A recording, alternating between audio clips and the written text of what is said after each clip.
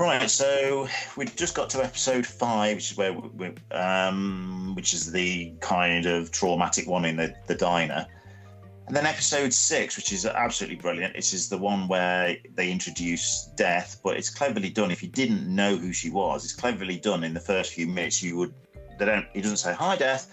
So Very for a clever. while, you wouldn't know who she was. So he spends a day with his sister Death, going around doing her job as Death, which is quite sad and quite upsetting. Actually, there's some of the stuff in it. There was a particular scene where they go visit this old guy who's playing the violin or something, and he looks and he goes, "I'm not ready yet," and she says, "I'm really sorry," All these all these different people having to face it, but it's the idea that she's just there almost to sort of hold their hand rather than anything else. Very good. And the second half of the episode is where you've got it's like 2 issues of the comic that put into one episode. Where he stays with a guy who can't die, and that was really good as well. In the comic, that was one of my favourite story arcs, where he does, doesn't he? This guy visits a guy every 100 years. 100 years. So basically, he says he's with Death, isn't he? In what 1400s or something? And this guy says, "I'm not ready to die," and Death says to him, "What? So you'd rather carry on living?" Yeah. And she says, "You won't. You'll get bored of it." So they have a little bet, don't they? And he says, "Okay, I'll meet you here in 100 years," and they keep going. And it was really nice to see it through the ages. It's such a cliche of people having the curse of living forever. Yeah, we've seen that so many times, and then they've kind of turned it on its head. Then the rest of the series after that, really, episode 7, 8, 9, 10, it's kind of this new storyline about Rose and how she's got this sort of she's a vortex, isn't she? So she could destroy the world. And then you've got this sort of trying to track down her brother, and he's a bit of his storyline. And then you've got the Corinthian, the guy with the dark sunglasses. Yeah. You've got to see the serial killers convention, which is I remember from the comics thinking, what an idea! All the serial killers getting together at a convention. Just fantastic. I felt like, and this, because you can clearly say how this was. If you're reading it in graphic novels, this is like covers graphic novel 1 and 2. So halfway through the series, it kind of starts a fresh storyline, doesn't it? It's like it's all about Death getting all his trinkets back, and now you've got this Rose storyline. I did think some of the acting that I thought was a little bit iffy in the second half. I think the girl who plays Rose and Rose's friend, I think, were a little bit wooden, and some of their quirky friends at that house were a bit. But you know what? I don't know. Do you know what? I don't know what it was. Do you pick up on that or not? I just felt some of the line deliveries just felt really. Yeah, and the bit that really sort of like was, I don't know if it's just as a plot contrivance or it was just a easy coincidence. It's like, oh, Rose gets a phone call out the blue. Oh, it's some mysterious benefactor from England. And she turns up there, and this woman's too good to be true. And she's got a lawyer who's helping her. And she said, "Oh yeah, you're my long lost niece, whatever." And I just thought, is there going to be like another shoe to fall on this? Is she going to be evil, or is it a dream, or is it this? Because that Rose character had so much stuff thrown at her, like incredible stuff happening. This like this guy with teeth for eyes, and you've got Dream, and then it's like a brother. Your friend suddenly becomes pregnant from a guy who's dead, and all this sort of yeah. But her reaction always seems to be a bit like a line. Devil seemed a bit flat, and I've been a bit mean here, but I think that's the only thing that bothered me a little bit. But I liked all the resolution of the Corinthian storyline. It did feel really tense, though, to be honest. I did the stuff with her brother, who was having a tough time in it.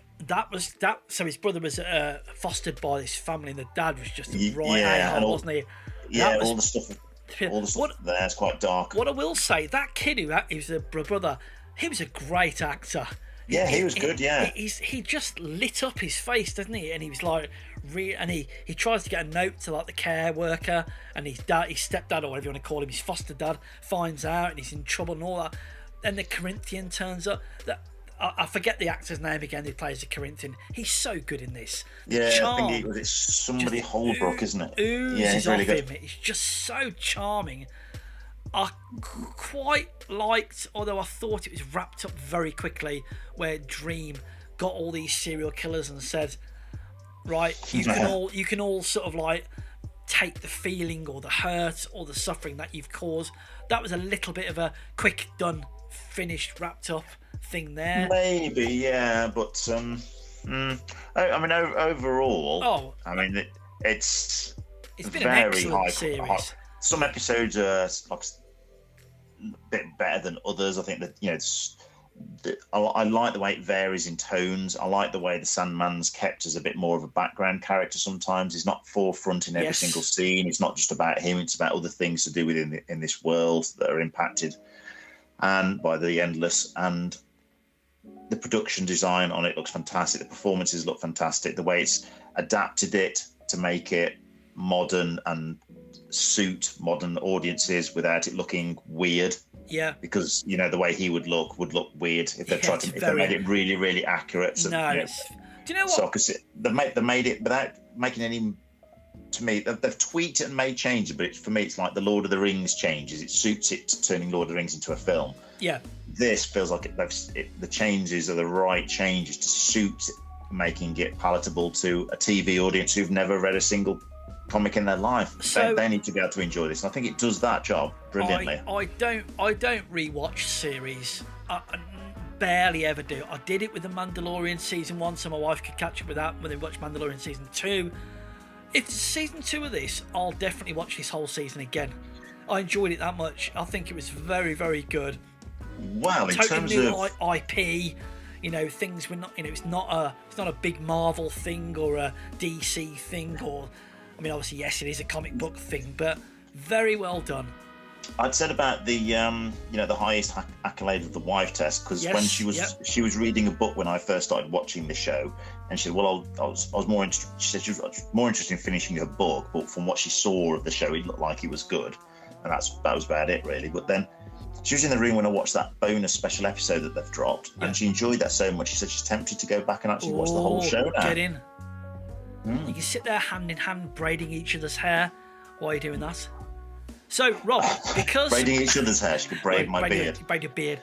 So now the series is finished. Oh, yes. How many back-combed hairstyles out of 10 would you give this?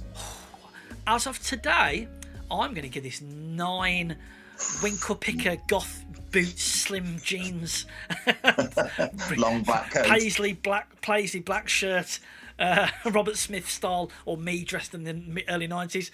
I love this. I thought it was really good. I would say a 9 as well. I was really impressed with it. I'm very much looking forward to seeing these extra 2 episodes, which I'll watch this week. So maybe next week we can have another chat about those. Really good. Again, like all of these things, when you watch it, you're gagging for the next episode, aren't you? Like, I'm trying to think what some series you've watched of late, which I didn't have that feeling, but I kind of got yourself through it. But Stranger Things for me, I'm struggling. Yeah, I think with this Sandman, it was like it's so good that I was like, oh, I want to watch another one, and that's another one now. But it's so good, I'm not going to, because I want to. It's almost like I want to make it last. It's such a good show that I know if I binge this too quickly and watch it in 2 nights or something like crazy like that, it's all gone then. So actually trying to not go for more than a couple of episodes at a time. But